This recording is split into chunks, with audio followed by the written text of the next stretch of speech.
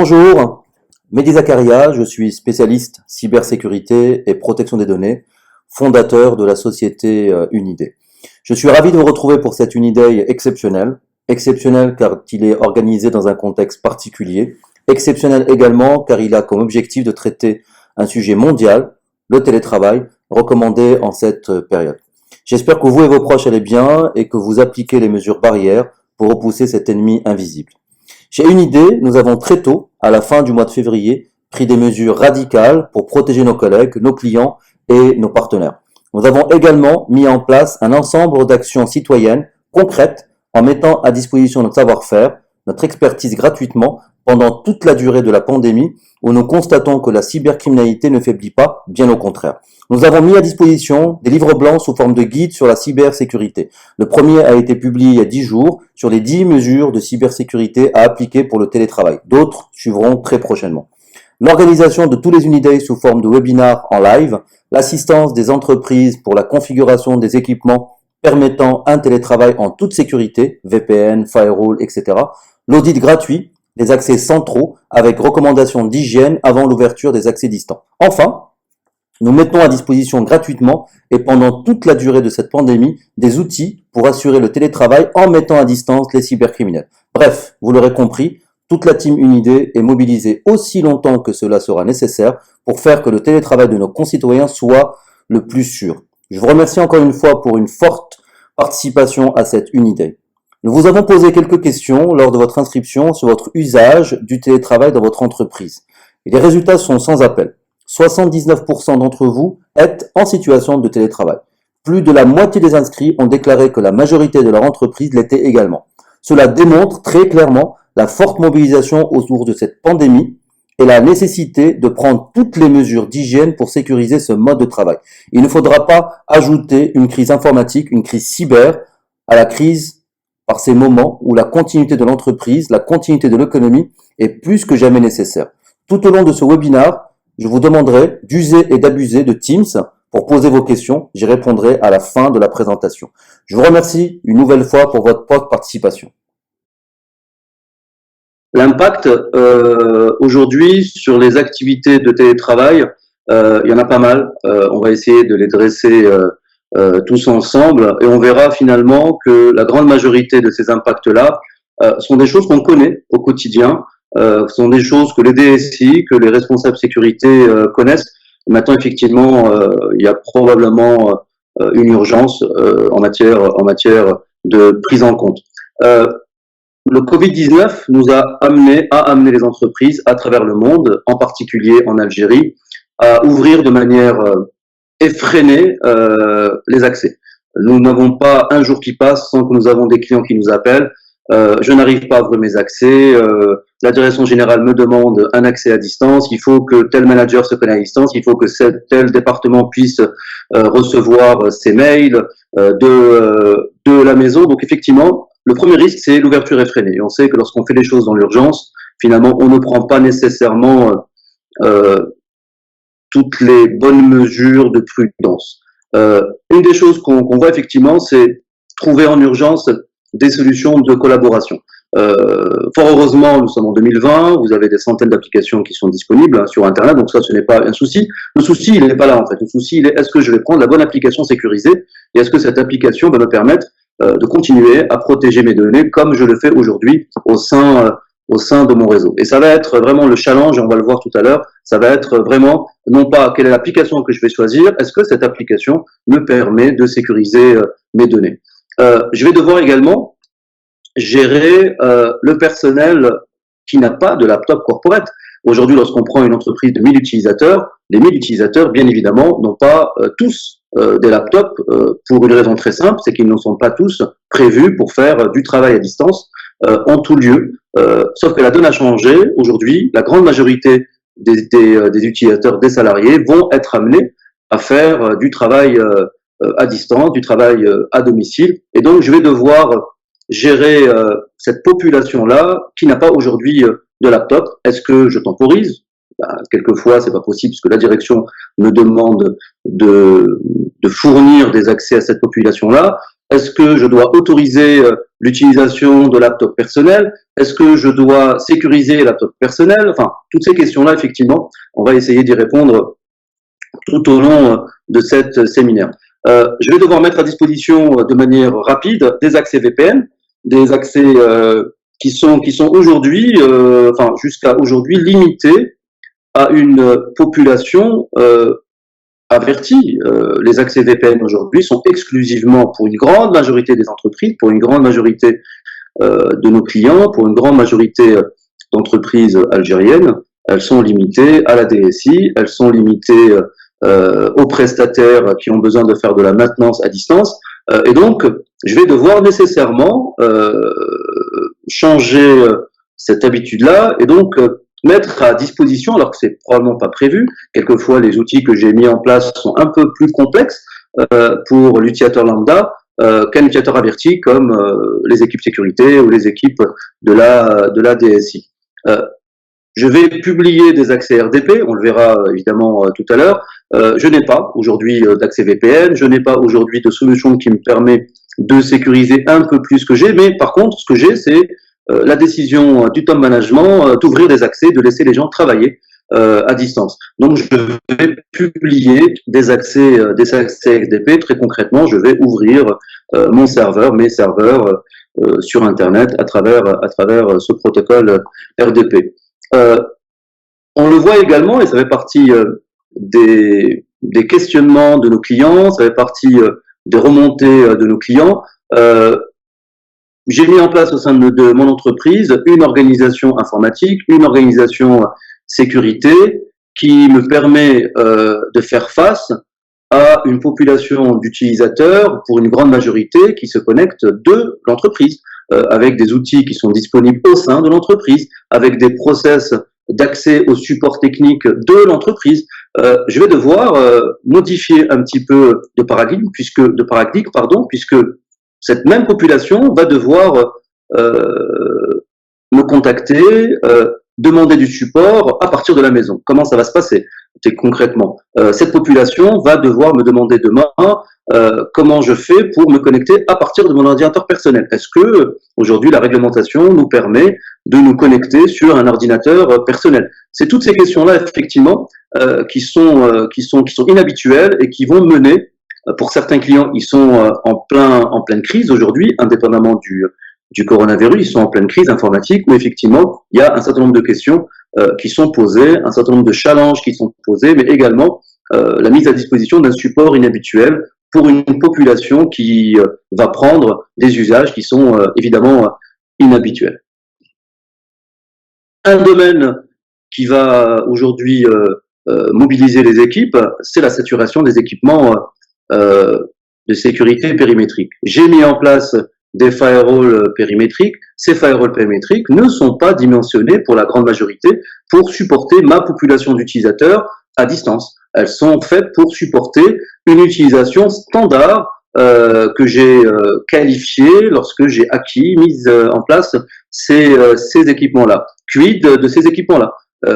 Est-ce que je vais devoir acquérir de nouveaux firewalls? Par les temps qui courent, et notamment dans notre pays, c'est complexe, et vous n'aurez pas le loisir d'attendre que ces équipements soient livrés. Est-ce que je dois faire des choix? Est-ce que je dois prioriser? Est-ce qu'il y a une population que je dois mettre à disposition ces accès par rapport à une autre? Est-ce qu'il y a des alternatives qui vont me permettre de donner accès à ces utilisateurs sans saturer mes équipements périmétriques? Et puis évidemment, et on est en plein dedans aujourd'hui, puisque Algérie Télécom a annoncé un Fox où nous on ne sait pas, les déclarations a priori ont été démenties, mais je vais devoir faire face à la saturation de mes liens. Encore une fois, j'ai loué des liens qui me permettent d'utiliser un accès Internet, d'interconnecter mes sites distants, etc., par rapport à une organisation de type d'utilisateurs en grande majorité qui sont sédentaires au sein de mon réseau informatique, quid de ma population qui va progressivement migrer vers une utilisation massive en download et en upload sur mon accès Internet qui n'est pas réservé pour ce type d'utilisation. Le basculement brutal en télétravail, évidemment, a multiplié les vulnérabilités. Parmi les vulnérabilités, en fait, il y a évidemment le support amovible. Lorsque j'étais capable de contrôler l'utilisation de clés USB, l'utilisation de disques durs externes, l'utilisation du branchement d'un smartphone à la maison, évidemment, je ne vais pas pouvoir le contrôler. La mise à disposition, l'utilisation d'applications hébergées et en cloud, la disponibilité de l'information. Est-ce qu'aujourd'hui, la saturation de mes équipements, la saturation de mon accès à Internet va permettre à mes utilisateurs d'avoir accès à cette information-là. L'utilisation d'appareils personnels, l'utilisation de réseaux publics. Évidemment, je vais utiliser de la maison une connexion ADSL personnelle, je vais utiliser ma propre connexion 4G, je vais utiliser mon propre Wi-Fi.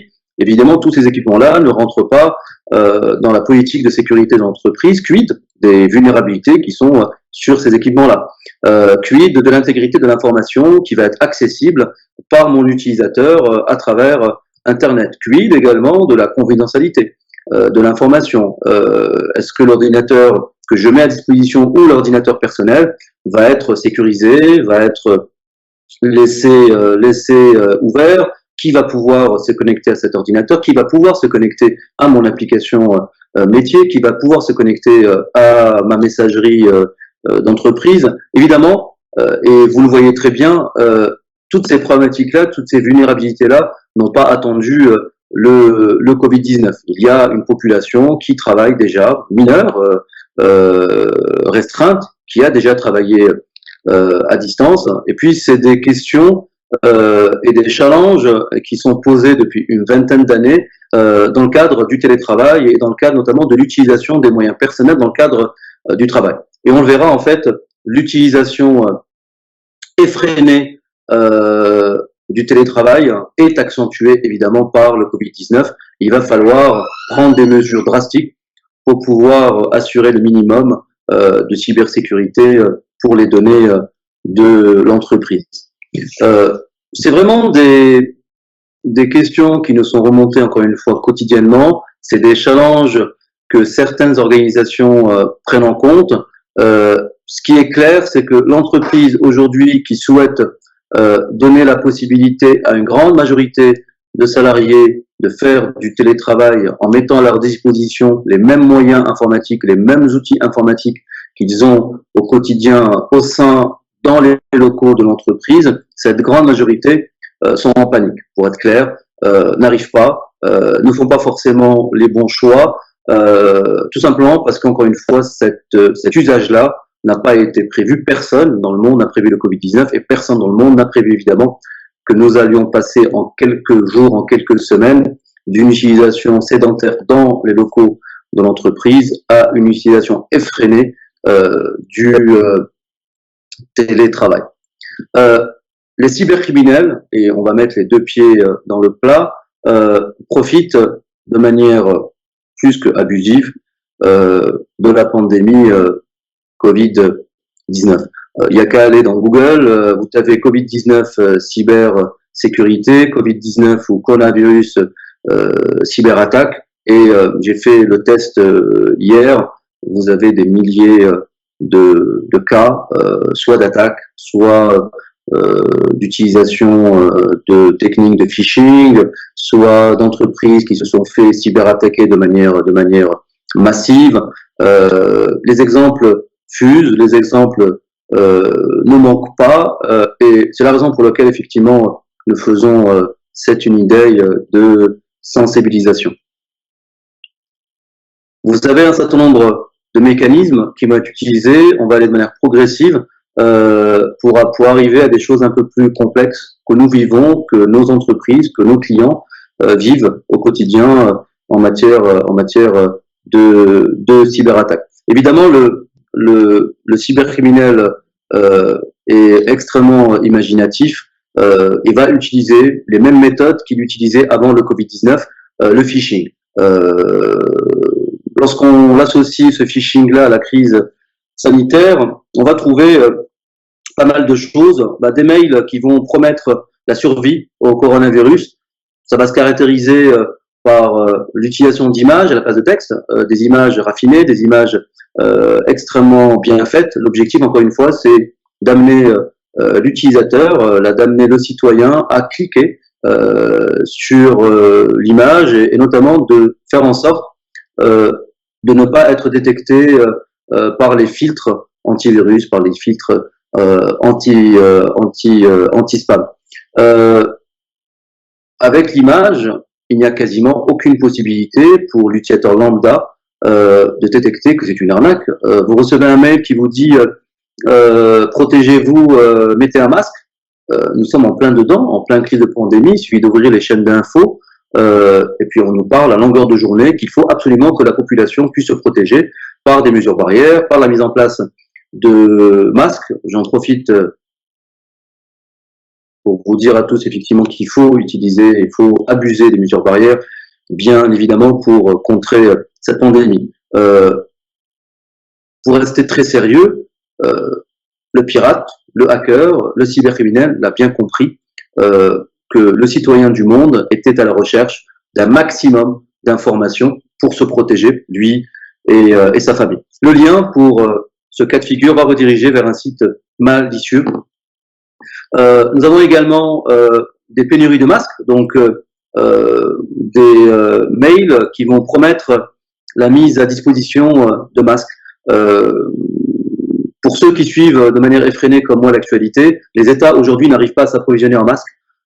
Donc recevoir un mail qui vous promet la disponibilité de masques est évidemment une arnaque. Ça fait partie des mesures à expliquer à vos utilisateurs que lorsqu'un mail promet une chose trop belle pour être vraie, c'est quasiment certain que nous sommes devant une tentative de phishing. Les cybercriminels vont envoyer ce type de mail. L'objectif, évidemment, c'est de faire rediriger l'utilisateur vers une fausse boutique, de subtiliser ces informations de paiement, notamment ces informations de carte bancaire.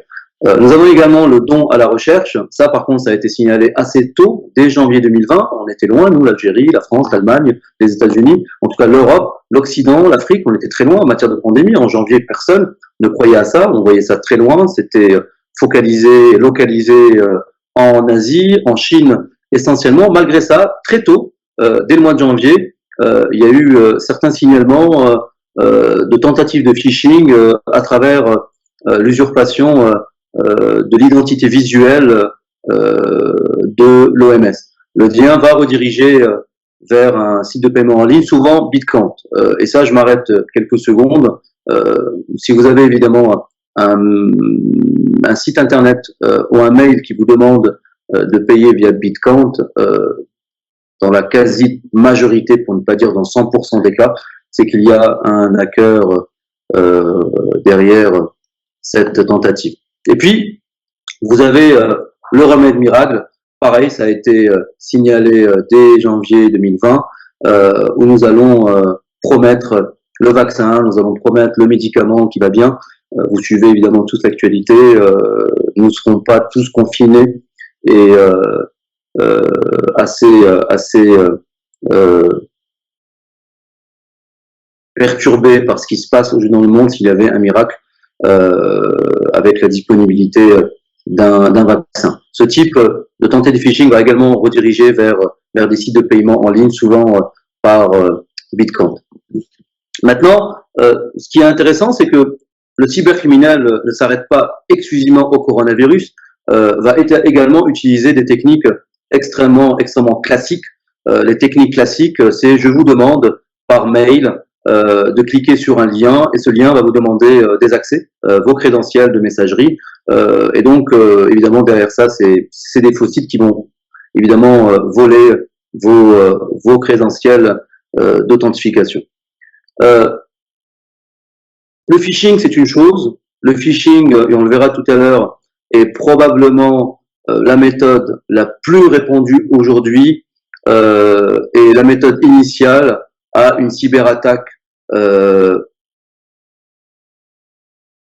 massive. Et on va le voir dans un petit instant. le risque d'attaque aujourd'hui des systèmes centraux, donc des data centers, augmente avec le télétravail. On va essayer de prendre un exemple très concret dans un petit moment. De nombreuses compagnies dans le monde, il y a eu des cas en Europe, il y a eu des cas en Amérique, il y a eu des cas en Asie, et puis il y a des cas très concrets en Algérie de victimes de lourdes cyberattaques en mars 2020. Sur les 30 jours qui viennent de s'écouler depuis le 1er mars jusqu'au 31 mars, tous les secteurs qui sont cités dans la présentation ont été victimes de cyberattaques en Algérie. Le secteur oil and gas, le secteur du BTP, le secteur médical, le secteur télécom et le secteur industriel. Je parle bien de cyberattaques sur des compagnies ou des institutions algériennes. Nous ne sommes pas à l'abri.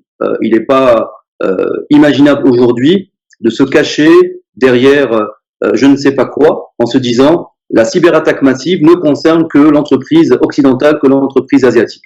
L'Afrique est concernée, l'Afrique n'est pas déconnectée du reste du monde, l'Afrique est connectée au reste du monde et l'Afrique, évidemment, subit des cyberattaques massives, notamment en Algérie. Croyez-moi, le 31 mars, donc il y a 48 heures, c'était la journée mondiale de la sauvegarde. Nous avons eu pas mal d'entreprises, 7 entreprises algériennes, pour en tout cas celles qui nous ont remonté l'information, qui ont été victimes d'une cyberattaque, cette journée en particulier mondiale du backup. Il est extrêmement important de mettre à disposition les moyens de sécurité, les moyens de cybersécuriser les postes de travail pour espérer sécuriser le data center. N'oubliez pas que l'attaquant qui va essayer d'usurper l'identité d'un utilisateur qui travaille à domicile, l'attaquant qui va essayer de prendre le contrôle d'un poste de travail d'un utilisateur à domicile, son objectif, il est clair, c'est de voler de l'information. Son objectif, il est clair, c'est de voir jusqu'à quel niveau de l'infrastructure de l'entreprise il est capable de remonter. Son objectif, il est clair, c'est de faire payer le maximum de bitcoin, le maximum de dollars, l'entreprise. Évidemment, le Graal, c'est de prendre le contrôle sur le data center. On va le voir dans un petit moment. Une partie, comme je le disais, en Algérie, a été la cible d'attaques combinées. On va essayer de comprendre, sans rentrer dans trop de détails techniques, qu'est-ce qu'on appelle une attaque combinée. On a pris un exemple, j'ai pris un exemple, Emotep, Trickbot et Ryuk. Ryuk qui est un ransomware qui est extrêmement connu, les deux premiers qui sont des chevals de Troie.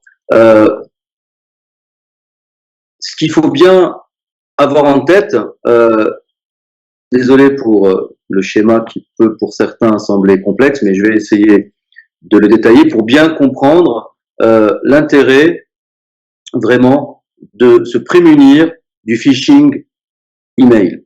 On voit bien ici que la première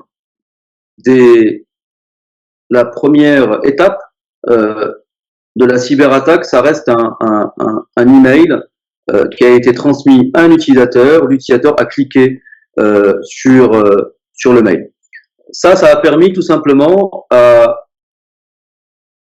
activer, installer un programme à travers une macro. On va le voir tout à l'heure, les impacts sur l'utilisation des macros sur les postes de travail. Ensuite, il y a eu Emotep qui a été mis en place, donc c'était un cheval de Troie. L'objectif d'Emotep, c'est de prendre le contrôle de l'ordinateur, c'est de mettre en place des process, d'essayer de changer quelques clés de registre. En tout cas, c'est d'avoir le maximum d'informations et le maximum de contrôle sur l'ordinateur. Et puis, cerise sur le gâteau, c'est de faire appel à des amis, donc de faire appel à d'autres chevals de Troie notamment, et on a fait une publication il y a quelques jours sur les impacts de Trickbot, de faire appel en fait à Trickbot, un autre cheval de Troie, qui va s'installer sur le poste de travail et qui va faire des choses un peu plus complexes et un peu plus utiles pour Ryuk, pour le ransomware. Parmi les choses utiles, si je peux m'exprimer ainsi, c'est la désactivation des antivirus. C'est la recherche de crédentiels. C'est la recherche et l'utilisation de mots de passe, de comptes qui vont être disponibles sur l'ordinateur, qui vont être disponibles sur les applications. L'objectif de Tripod, il est très simple, c'est d'avoir un accès total à l'ordinateur et ce qui pourrait être connecté à l'ordinateur. Évidemment, si vous avez un VPN qui est activé sur votre ordinateur, et ça c'est une question qui revient trop souvent, j'allais dire très souvent, trop souvent, le VPN aujourd'hui, quel que soit le niveau de VPN que vous avez, quel que soit l'éditeur de VPN, ce n'est pas un antivirus, ce n'est pas un anti-malware, ce n'est pas un anti-APT, ce n'est pas un anti-ransomware. Le VPN a une seule fonction, c'est de pouvoir sécuriser en cryptant les communications entre un poste de travail et un serveur cible. Et donc, votre réseau, infrastructure informatique d'entreprise pour le cas de télétravail en utilisant le VPN. Si vous avez un malware qui est sur un ordinateur, ce malware va potentiellement avoir accès à votre réseau d'entreprise, puisque ce malware va pouvoir, surtout s'il a le contrôle de l'ordinateur, surtout s'il a accès à l'ensemble des mécanismes d'authentification, surtout s'il a désactivé l'antivirus, il va pouvoir remonter votre VPN à travers un canal sécurisé pour aller faire d'autres dégâts sur votre infrastructure. Donc le VPN n'est pas un antivirus, le VPN ne protège pas contre les virus, les malwares, les chevals de Troie, les vers, etc. Autre étape, c'est l'utilisation des protocoles SMB. Pour les plus connaisseurs, SMB, c'est le protocole qui a été utilisé par WannaCry en 2017. Donc WannaCry, plusieurs centaines de milliers de postes infectés par ce ransomware. Il y a quelques semaines, nous avons fait une publication sur SMB V3 qui a également des failles. Il y a une vulnérabilité qui a été détectée sur SMB V3 et donc il faut évidemment patcher cette vulnérabilité. Donc Tribot est également spécialisé dans l'utilisation de ce protocole-là. L'objectif, encore une fois, c'est de prendre le contrôle, c'est d'activer, d'utiliser, de faire fonctionner des exploits qui sont aujourd'hui mis à disposition de la communauté cybercriminelle par d'autres cybercriminels à des fins d'exploitation de ports, de protocoles qui sont ouverts, quelquefois sans forcément les utiliser par une grande partie, pour ne pas dire la majorité, des entreprises. Et puis, autant faire se peut, Triboc va également fouiller vos ordinateurs à la recherche d'autres victimes. Donc, il va fouiller les emails, à la recherche des bases de données de contacts, à la recherche de listes de contacts. L'objectif, c'est de pouvoir envoyer du phishing à la majeure partie de vos contacts. Souvent, évidemment, dans vos contacts, vous avez des collègues. Et donc, c'est une des raisons pour lesquelles on peut retrouver sur un même réseau d'entreprise plusieurs utilisateurs qui ont cliqué à des heures, à des jours différents, le même mail de phishing. Et puis le Graal pour l'attaque combinée, c'est le ransomware. Le ransomware, évidemment, va être uploadé par Tripod. Donc, il faut bien comprendre que derrière cette attaque combinée, vous avez un groupe cybercriminel qui utilise des serveurs de commande and control et donc qui a la visibilité sur l'ensemble des actions qui sont faites dans le réseau et donc qui ont la visibilité sur l'ensemble de la chaîne d'attaque, sur l'enchaîne des étapes, sur l'ensemble des étapes que je viens d'expliquer, que je viens de détailler. La dernière étape de la cyberattaque combinée, c'est la mise à disposition sur l'infrastructure du ransomware.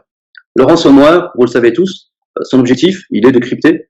Dans le cas que je suis en train de citer, les attaques qui ont été victimes de cette attaque combinée, Emotet, Tripod, Riot, c'est ce type de serveurs qui ont été cryptés. Les serveurs antivirus, les serveurs de backup, les serveurs de messagerie, les serveurs de domaine et puis les serveurs de base de données. Nous avons beaucoup de cas, encore une fois, ce n'est pas de la science-fiction, nous sommes en train de parler d'attaques ciblées, d'attaques combinées, d'attaques qui demandent des compétences extrêmement évoluées pour, encore une fois, enchaîner un certain nombre de mécanismes de diffusion de codes malveillants. L'objectif, c'est de prendre le contrôle progressivement sur l'infrastructure pour la rendre totalement indisponible et puis demander une une rançon. Nous avons, encore une fois, comme j'ai expliqué un instant, au 31 mars, uniquement le mois de mars, 7 entreprises qui nous ont remonté une attaque combinée. J'ai pris l'exemple de Emotep Tripod Ryut. Nous avons d'autres cas que Ryut. Nous avons Maze, qui est également un malware qui a été utilisé en Algérie. C'est le malware, par exemple, qui a été utilisé pour la cyberattaque contre Bouygues Construction, qui a défrayé la chronique.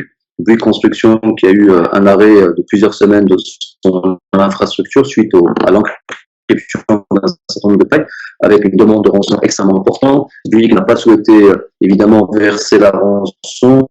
Les informations ont été rendues disponibles, les données de Bouygues, un peu plus de 200 gigas, ont été rendues disponibles par le groupe cybercriminel Maze. Donc on voit bien qu'on n'est pas devant des attaques standards, on n'est pas devant des attaques d'amateurs, on n'est pas devant une attaque qui va juste avoir comme victime un ordinateur.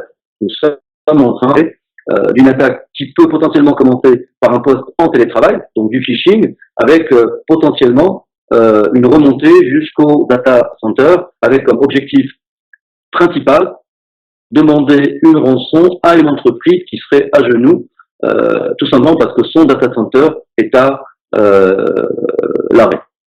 On va essayer de voir ensemble comment planifier un minimum la cybersécurité du télétravail et puis voir quels sont les mécanismes qui vont nous aider très simplement, je pense que le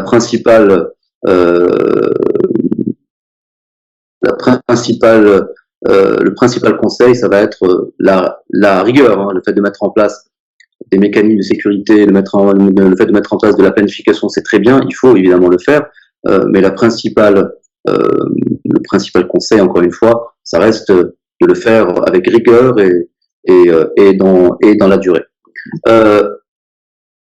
Nous avons listé, et ça fait partie du guide que nous avons publié sur nos réseaux sociaux, sur notre site internet, unidee.dz, nous avons décrit 10 mesures d'hygiène qui vont permettre, si elles sont utilisées de manière rigoureuse, d'avoir un niveau de sécurité tout en continuant à travailler ou tout en démarrant le télétravail.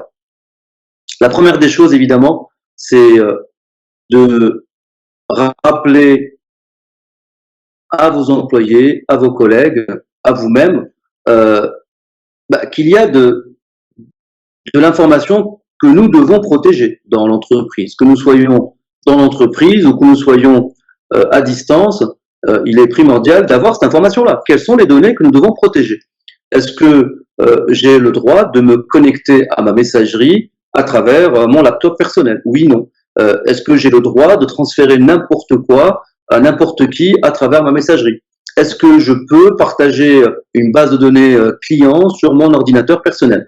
Est-ce que je peux partager une fiche de paye sur mon ordinateur personnel? Est-ce que je peux utiliser des supports amovibles avec mon ordinateur professionnel ou mon ordinateur personnel lorsque je suis en télétravail? C'est toutes ces questions-là qu'il va falloir répondre, et puis on le voit bien sur toutes les questions que je viens de lister rapidement, c'est les mêmes règles de travail qu'avant le télétravail.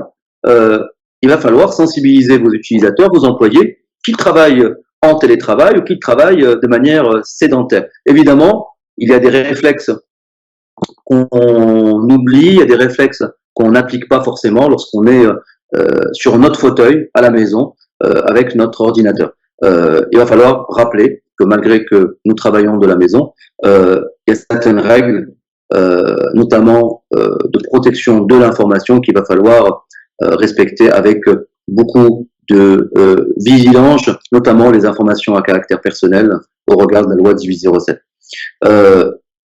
Une notion très importante, les 9 règles qu'on va essayer de voir ensemble dans un moment n'ont aucun sens, ne seront jamais implémentées correctement. En tout cas, ne vous attendez pas à ce qu'elles soient efficaces Évidemment, cette règle 1 n'est pas appliquée. La cybersécurité s'appuie d'abord sur l'être humain, sur son bon comportement. Vous aurez beau mettre en place des mesures de sécurité, le cybercriminel aura toujours une avance, aura toujours un wagon d'avance sur nous.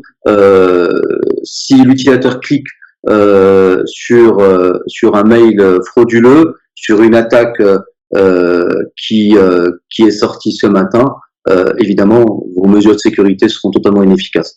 Par contre, si vous avez rendu vigilant votre utilisateur à ne cliquer sur rien qu'il ne connaît pas, et lui expliquer comment identifier une tentative de phishing, quels sont les mécanismes pour regarder l'expéditeur, s'il reçoit un mail avec une image, c'est que a priori c'est un mail qui peut être suspect, si c'est un mail d'un collègue à lui avec des fautes d'orthographe dans l'objet, ça peut être un mail frauduleux. Bon, il y a un certain nombre de conseils par rapport au phishing, et donc il va falloir expliquer à votre utilisateur, à vos collaborateurs, comment détecter un phishing, comment utiliser son poste de travail, comment télétravailler de manière hygiénique. Et ça, encore une fois, ça fait partie, c'est forcément et nécessairement le meilleur conseil avant d'aller plus loin.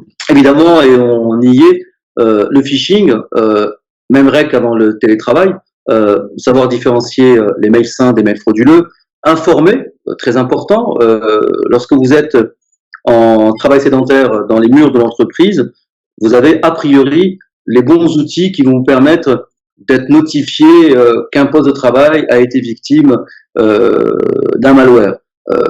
Au télétravail, c'est un peu plus complexe. Est-ce que le poste personnel, évidemment non, va vous informer que l'utilisateur a été victime d'un phishing? L'utilisateur doit vous informer. S'il remarque des comportements suspicieux, que ce soit la réception d'un mail suspicieux, le clic, il n'a pas fait exprès, il pensait que c'était un mail qui lui vendait les mérites d'un vaccin, il a cliqué sur le mail, son ordinateur s'est ralenti, son ordinateur a redémarré, il a eu un écran bleu, bref, un certain nombre de comportements suspects de l'ordinateur, il est extrêmement urgent qu'il vous informe. L'objectif, c'est de confiner l'utilisateur et ne pas faire en sorte que, à travers cette première victime, d'autres victimes puissent être à leur tour contaminées par l'attaque. Et donc, l'information, elle va être capitale, la remontée d'information, elle va être capitale, et on le dira jamais assez, la grande majorité des cyberattaques, et vous l'avez vu dans la cyberattaque combinée, ont commencé un jour par un lien ou une pièce jointe ouverte par un utilisateur. Troisième règle, appliquer une hygiène irréprochable et obligatoire sur les postes nomades. Sans vulnérabilité, très peu de chances pour que une attaque puisse réussir. On l'a vu dans l'attaque combinée, Emotet va utiliser des exploits. Ces exploits vont utiliser des outils qui sont fournis par défaut sur des applications, sur le système d'exploitation. Si votre suite Office, Excel, Word n'ont pas l'option ou le plugin macro activé, très peu de chances pour que Emotet puisse être exécuté. Si votre navigateur Internet est dans sa dernière version, très peu de chances pour que le navigateur Internet soit un vecteur d'attaque du poste de travail, etc., etc. Il est très important que l'antivirus soit à jour au niveau du moteur, au niveau de la définition. Il est extrêmement important que les outils de connexion à distance soient à jour. Nous avons certains clients qui n'ont pas utilisé les clients VPN depuis plusieurs années, mais ils étaient déjà installés sur les ordinateurs laptop, et donc ils ont tout simplement envoyé une procédure en demandant à leur utilisateur d'utiliser. Sauf que les clients VPN sont des applications, et les applications mûrissent avec le temps, et leurs éditeurs les corrigent avec le temps et au fur et à mesure que les failles et les vulnérabilités sont découvertes. Donc même les clients VPN, évidemment, il faut les mettre à jour. Ça reste encore une fois une règle extrêmement importante et nécessaire sur l'ensemble des postes qui vont être utilisés à travers Internet aujourd'hui. Le partage d'ordinateurs avec d'autres appareils. Encore une fois, vous n'avez pas le contrôle, ou très peu le contrôle, si ce n'est un contrôle physique sur un ordinateur qui est utilisé à distance et qui plus est à travers le domicile de votre utilisateur. Il est extrêmement important de bloquer les partages par défaut. Qu'est-ce qu'on entend les partages par défaut? Il y a des options sur les OS Windows qui vont permettre de partager une imprimante, qui vont permettre de partager un répertoire, qui vont permettre de collaborer de manière beaucoup plus simple au sein d'un réseau d'entreprise. Même si, personnellement, je recommande que ce type d'utilisation dans un réseau d'entreprise soit totalement banni. On le voit avec le protocole SMB, les dégâts que le protocole SMB, ou plutôt l'utilisation du protocole SMB par les cybercriminels ont fait. Donc, évidemment, avec une utilisation de Postnomad, le partage d'ordinateur doit être banni. Vous n'avez pas partagé de l'information avec vos enfants, avec les ordinateurs de vos enfants. Donc, aucun intérêt que, si ce n'est laisser une porte béante pour la diffusion massive de virus sur vos ordinateurs. Assurez-vous évidemment d'utiliser exclusivement des accès à distance chiffrés. Tous les outils d'accès doivent être garantis en matière d'encryption. Il est hors de question aujourd'hui de s'attendre à avoir une utilisation saine sans malware, sans cyberattaque. Si vous avez des applications qui sont disponibles sur le port 80 en HTTP sur Internet. On a eu le cas, encore une fois, de cyberattaques qui ont commencé parce que, encore une fois, l'application avait été rendue disponible sur Internet sans aucune autre protection. Non pas parce que l'informatique voulait la rendre disponible de cette manière-là, parce que l'urgence était là, le top management a demandé l'ouverture de l'ERP sur Internet pour que les utilisateurs puissent continuer à travailler. Le risque, évidemment, il est extrêmement grand. La population informatique, la DSI, les équipes sécurité, les prestataires ne sont pas évidemment à l'abri et doivent évidemment utiliser des solutions sécurisées pour pouvoir prendre le contrôle à distance, pour pouvoir continuer à travailler, à la fois dans leur travail quotidien, mais également pour faire les actions de support, les actions de maintenance, les actions de remédiation. Il y a des outils comme le PAM qui va être obligatoire. Toutes les normes aujourd'hui, tous les référentiels, tous les en matière de sécurité recommandent fortement l'utilisation d'un PAM pour les DSI et les prestataires, même si depuis quelques semaines, depuis quelques mois, avant même l'arrivée de cette pandémie, même si ça s'est accéléré depuis l'arrivée de pandémie, la recommandation est montée d'un niveau. Il est recommandé aujourd'hui d'utiliser un PAM même pour les employés qui vont se connecter à distance. L'objectif, c'est d'assurer une traçabilité, l'objectif, c'est d'assurer la sécurité d'accès sans forcément se contenter uniquement de l'encryption. Au-delà de l'encryption, il est nécessaire également de pouvoir contrôler ce qu'il y a à l'intérieur du flux concret. Comme j'expliquais tout à l'heure, un poste de travail qui est infecté est un poste de travail potentiellement qui va permettre à l'attaquant de remonter par le flux VPN. Il est impératif que les équipements qui vont pouvoir accueillir la connexion de l'utilisateur, qui vont pouvoir accueillir le flux de l'utilisateur, puissent distinguer le flux sain du flux malicieux. Les outils PAM vont participer justement à une utilisation saine de l'accès à la fois des prestataires, des DSI, des équipes informatiques, mais également, et on le voit de plus en plus, des employés. N'oubliez pas que les accès à privilèges sont particulièrement ciblés par les cybercriminels. Les outils aujourd'hui qui sont utilisés par les DSI, et on le verra dans un moment, sont aujourd'hui utilisés également par les cybercriminels. Mettez à jour vos systèmes, tous vos systèmes, On a parlé tout à l'heure des postes de travail. Il faut mettre à jour également vos systèmes de contrôle. N'oubliez pas, encore une fois, et j'ai pas envie de faire de radoter, l'action principale, l'objectif principal d'un attaquant, ce n'est pas de prendre le contrôle de l'ordinateur, de votre ordinateur à la maison. Ce n'est que le début de l'attaque.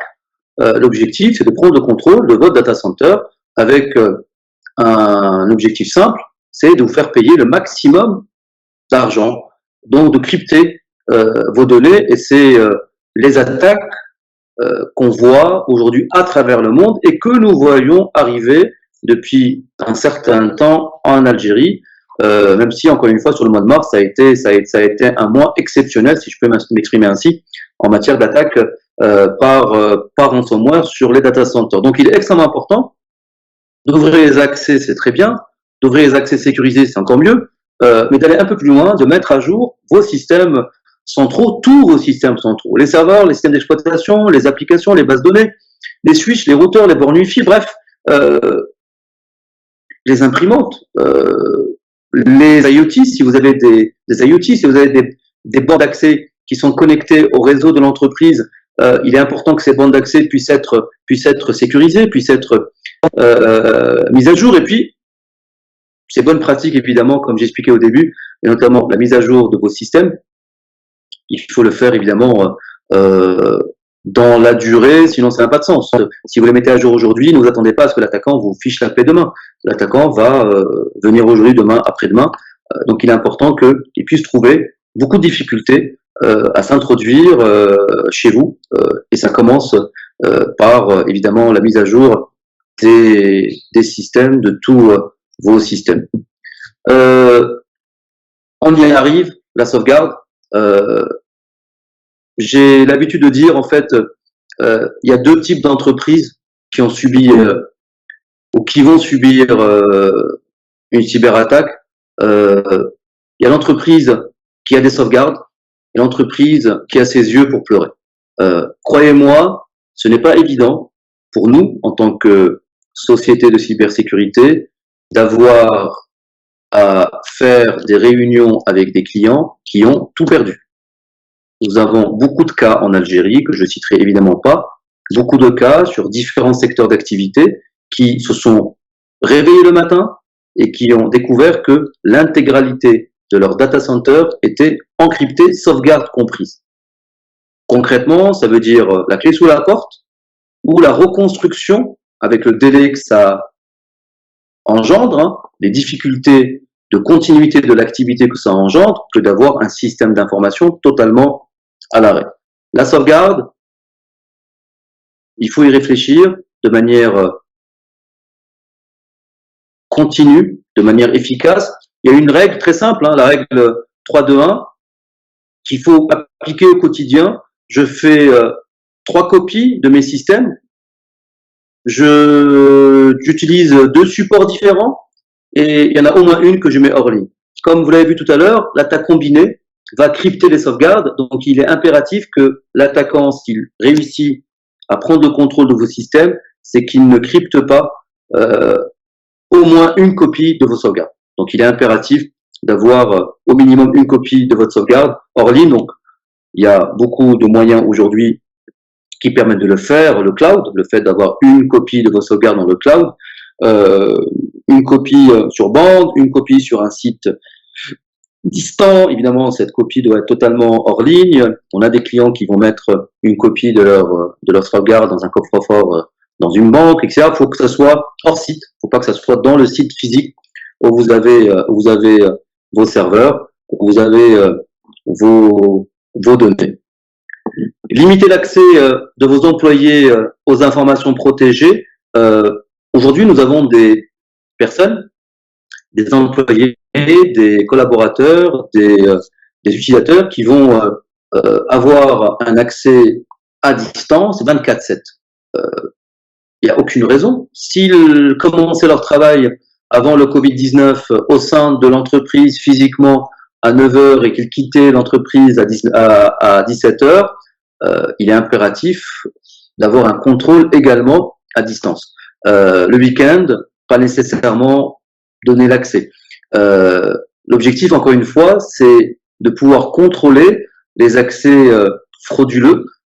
Une application qui se voit accéder à 2 heures du matin, est-ce que c'est mon utilisateur qui est en train de travailler à 2 heures du matin? Est-ce que c'est un attaquant qui a pris le contrôle d'un ordinateur, d'un de mes employés qui travaille à la maison et qui est remonté, qui est en train de finir une attaque combinée? Donc il est extrêmement important de prendre ce type d'éléments en main.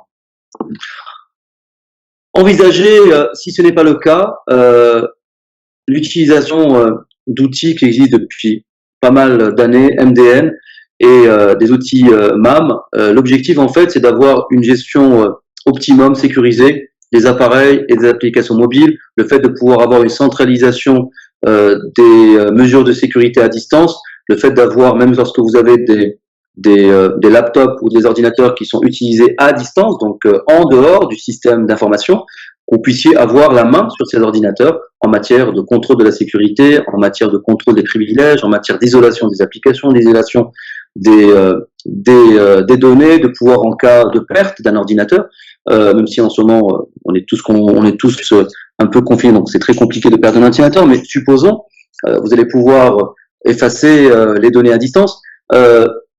Ces postes de travail, même s'ils sont à l'extérieur de l'entreprise, il va falloir les gérer parce qu'ils font partie de votre système d'information. Et puis vous l'avez compris, il va falloir de manière continue avoir le même niveau de surveillance, le même niveau de contrôle de notre sécurité, des données, des postes de travail, comme on l'avait au sein de l'entreprise.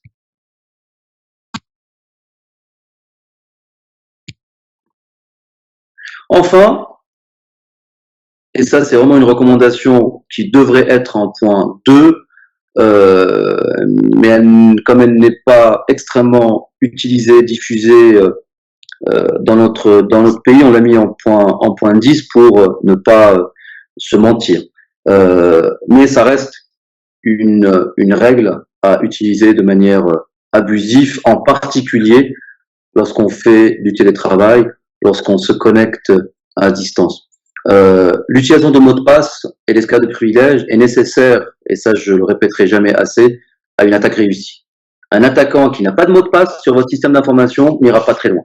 Un attaquant qui n'a pas pu avoir le contrôle d'un ordinateur, et il a le contrôle d'un ordinateur parce qu'il a pu placer un mot de passe, parce qu'il a pu utiliser une faille qui va lui permettre d'accéder à des privilèges, c'est un attaquant qui n'ira pas loin.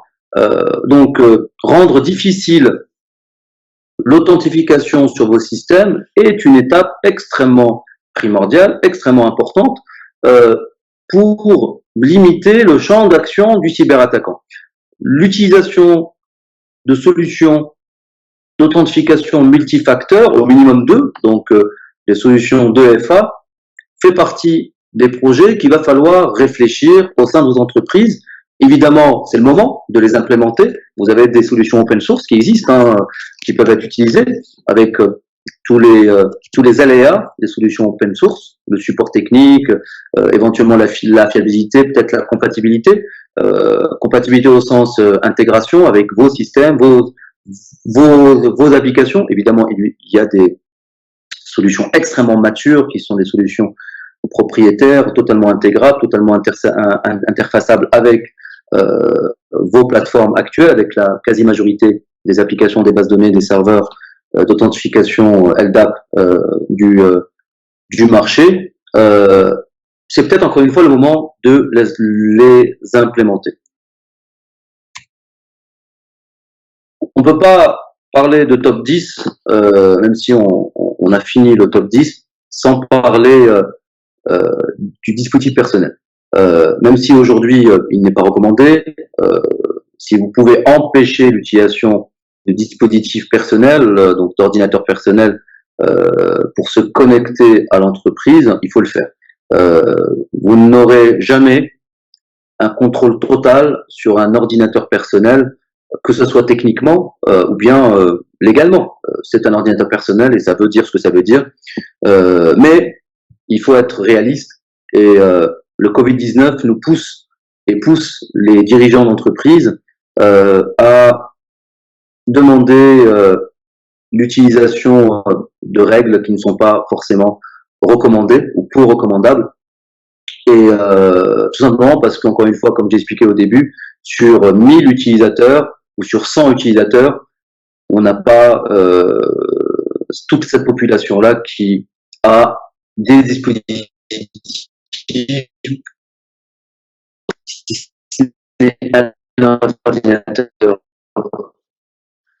pour pouvoir se connecter à distance. Donc, nécessairement à ses employés de se connecter à distance va devoir accepter, tolérer l'utilisation de ce type de dispositif. C'est peut-être le moment idéal pour mettre en place une politique justement BIOD d'utilisation des appareils personnels. Il y a des politiques qui sont extrêmement matures, hein, c'est quelque chose qui est discuté, qui est mature depuis une dizaine d'années, hein, l'utilisation des moyens personnels dans le cadre de l'entreprise, que ce soit à travers le smartphone, ou bien à travers une tablette, ou bien à travers un ordinateur. Il y a aujourd'hui des politiques qui sont extrêmement matures pour pouvoir avoir un certain contrôle, confiner en fait tout simplement, et on revient toujours au même terme, hein, le confinement des applications, des données de l'entreprise lorsqu'elles sont utilisées à partir d'ordinateurs personnels. La technologie existe, les politiques aujourd'hui sont matures, c'est peut-être le moment d'y réfléchir et peut-être de les mettre en place. Maintenant, très concrètement, on arrive à la fin de ce webinaire. J'ai une question qui n'a pas de réponse, en tout cas moi je n'ai pas la réponse, mais il serait pertinent, il serait malin pour les entreprises, pour les directions informatiques, pour les équipes sécurité, de se poser également cette question-là. Une fois que la pandémie va s'arrêter, dans 1 mois, dans 2 mois, dans 3 mois, malin sera celui qui pourra prédire quand est-ce qu'elle va s'arrêter, mais elle va finir par s'arrêter. Est-ce que le télétravail ne va pas devenir la norme pour une partie de la population de l'entreprise, la norme? Est-ce que les dirigeants d'entreprise ne vont pas se poser cette question-là en se disant, pendant 30, 60, 90 jours, 120 jours, certains États prédisent un retour à la normale au mois de septembre, au mois d'octobre, au mois de novembre, peut-être à la fin de l'année. Certains dirigeants vont se poser la question. Mon entreprise a fonctionné tant bien que mal avec une population en télétravail. Est-ce qu'il ne faut pas perpétrer cette méthode de collaboration avec, encore une fois, tous les impacts qu'on a énumérés, qu'on a identifiés, qu'on a détaillés ensemble aujourd'hui? Je vous remercie. Je vais répondre aux questions qui ont été posées. Il y en a pas mal. Je vais essayer d'y répondre brièvement en étant le plus explicite possible. Quelle est la solution VPN la plus sécurisée? Écoutez, je ne vais pas parler aujourd'hui d'éditeurs, de marques ou de solutions. Tous les éditeurs aujourd'hui de sécurité, tous les éditeurs de firewall proposent des clients VPN. Ils se valent.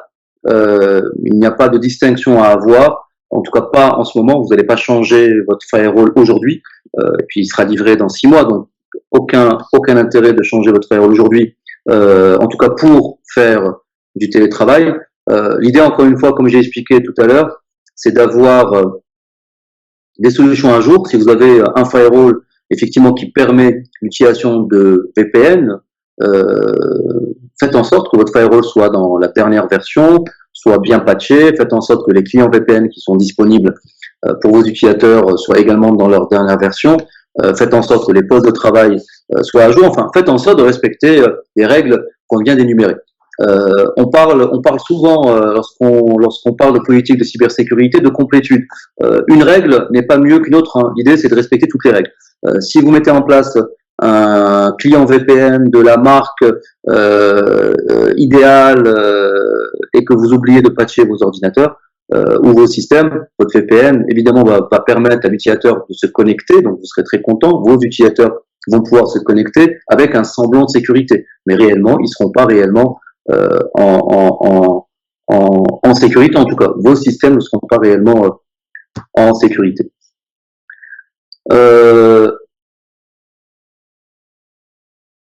Quels sont les patchs prioritaires à mettre en place? Alors, il n'y a pas de patch prioritaire, je vais plutôt parler de système prioritaire. Il y en a 3 en fait. Si vous devez patcher, ne patchez pas tout de manière azimut, il faut patcher tout de manière organisée, de manière planifiée, mais ne patchez pas tout de manière azimut. Il y a des priorités. Les priorités, c'est les 3 chaînes qui vont permettre à votre utilisateur de travailler. C'est les postes de travail, il faut les patcher. Vos outils qui vont permettre la connexion à distance, donc essentiellement vos moyens périmétriques, firewall, concentrateur VPN, et puis évidemment votre client VPN. Ces 3 éléments, il faut les patcher en priorité parce que l'attaque, encore une fois, si demain elle doit être réussie, elle va utiliser d'abord ces trois chaînes. Comment convaincre ma direction que je n'ai pas les moyens aujourd'hui de sécuriser les accès, alors que ma direction me demande de le faire pour dimanche? Écoutez, je démissionnais. Non, je plaisante. C'est à vous de les convaincre, déjà en leur partageant le guide. On a mis en place un guide qui est disponible sur notre site internet. Donc, partagez notre guide avec le top 10. Il est très clair. On parle de politique, on parle de communication, on parle de planification, on parle de moyens. Il faut quand même un peu de moyens, mais concrètement, il ne faut pas beaucoup de moyens financiers. Vous l'avez vu, c'est d'abord des règles d'hygiène, c'est des règles de bon sens.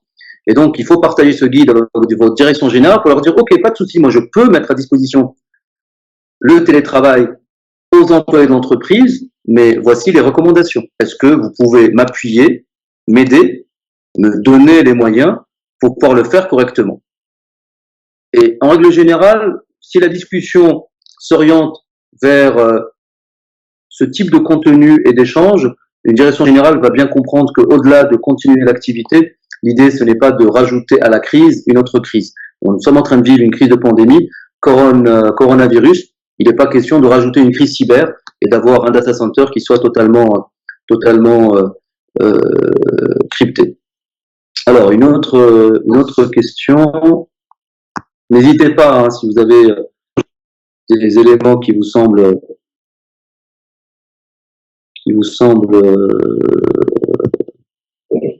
opportun de partager avec les autres connectés. N'hésitez pas à poser vos questions. Alors, il y a beaucoup de questions qui se ressemblent. Alors, je vais essayer de résumer une question qui revient souvent. Est-ce que le cloud est un moyen d'utiliser le télétravail? Oui, bien sûr. Les entreprises aujourd'hui qui sont parties très tôt sur le cloud, donc qui ont migré une partie ou tout de leur système d'information, évidemment, sont totalement opérationnels aujourd'hui en matière de télétravail. C'est le cas en partie d'une idée. Tous nos moyens de communication, tous nos moyens de collaboration sont aujourd'hui totalement sur le cloud. Donc ça nous a permis, il y a déjà plus de 15 jours, de mettre à disposition assez rapidement, puisque c'était notre manière de travailler au quotidien, quel que soit le lieu où on travaillait, les outils de l'entreprise. Nécessairement, la réponse est oui. Mais je vais rajouter un mais. Le mais, c'est quoi? Le mais, c'est que le cloud n'est pas à lui seul un moyen de sécuriser. Le cloud va permettre de continuer l'activité de l'entreprise, donc ne pas ouvrir de manière effrénée des accès sans avoir forcément les moyens de sa politique d'accès, comme on disait, comme on l'expliquait tout à l'heure, le fait de saturer son réseau, le fait de saturer ses équipements, etc., etc. Mais le cloud a également ses moyens en matière de cybersécurité. Le cloud se cybersécurise, le poste de travail qui va se connecter aux applications qui sont dans le cloud, il faut évidemment le cybersécuriser. Il faut évidemment que les moyens que vous allez utiliser puissent utiliser les mêmes hygiènes en matière de sécurité, une connexion chiffrée, etc., etc. Alors, je vais prendre une dernière question. Il y en a une qui revient également souvent. Si j'ai été victime d'une cyberattaque, quoi faire? Écoutez, il y a un guide qu'on est en train de préparer, justement, qu'on va publier dans les prochains jours, qui va donner en fait le top 10 des recommandations post-cyberattaque.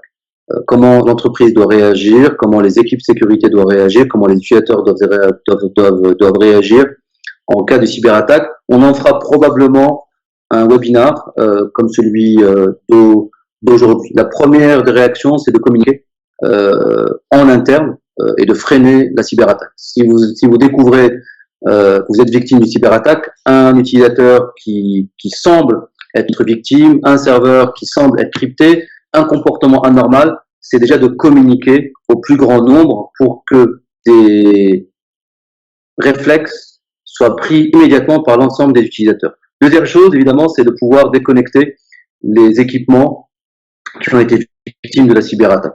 L'objectif, c'est d'empêcher par l'être humain, première étape, et par votre infrastructure que l'épidémie virale ne puisse prendre sur plus de postes, plus de serveurs. Ça, c'est vraiment la première chose. Ensuite, évidemment, il y a d'autres techniques, mais qu'on va détailler, qui vont être des techniques d'investigation, qui vont être des techniques de décontamination. L'objectif, c'est d'avoir la bonne réaction au bon moment. Évidemment, et on le répétera jamais assez, ça fait partie, c'est la règle 7, je crois, des mesures d'hygiène en matière de télétravail, c'est la sauvegarde. Il est impératif, une fois que vous êtes victime d'une cyberattaque, qu'elle soit au début ou qu'elle soit accomplie, c'est de vérifier tout de suite vos sauvegardes et de les mettre à l'abri. Nous arrivons à la fin de ce webinaire. J'espère qu'il vous a été utile. Je vous rappelle qu'une idée a mis en place un ensemble d'actions pour vous aider le plus grand nombre pendant toute la durée de cette pandémie. Livre blanc sous forme de guide sur la cybersécurité, l'organisation de tous les Unidays, comme celui qu'on vient de passer ensemble, sous forme de webinaire en live, l'assistance des entreprises pour la configuration des équipements permettant un télétravail en toute sécurité, l'audit gratuit des accès centraux avec recommandation d'hygiène. Par exemple, vous souhaitez paramétrer un équipement pour faire du télétravail, pour mettre en place un VPN. N'hésitez pas à nous consulter, on se fera un plaisir, encore une fois gratuitement, de mener un audit à distance et puis de vous indiquer les recommandations urgentes avant d'ouvrir ce type d'accès. Enfin, nous mettons à votre disposition et pendant toute la durée de cette pandémie des outils totalement gratuits pour assurer le télétravail en mettant à distance les cybercriminels. Concrètement, c'est des outils qui vont permettre de crypter les communications, c'est des outils qui vont permettre de manière très simple de mener à bien des connexions VPN, d'assurer de la traçabilité, etc. Nous sommes tous mobilisés et c'est important chez Unidé pour que nos entreprises et nos institutions soient totalement cybersécurisées. Toutes ces actions sont diffusées et disponibles sur notre site web et nos réseaux sociaux. Je vous remercie encore une fois pour votre forte participation à cette Uniday. Restez vigilants, la cybersécurité n'est bien évidemment pas à l'abri du Covid-19. À très bientôt pour un autre webinaire. Au revoir.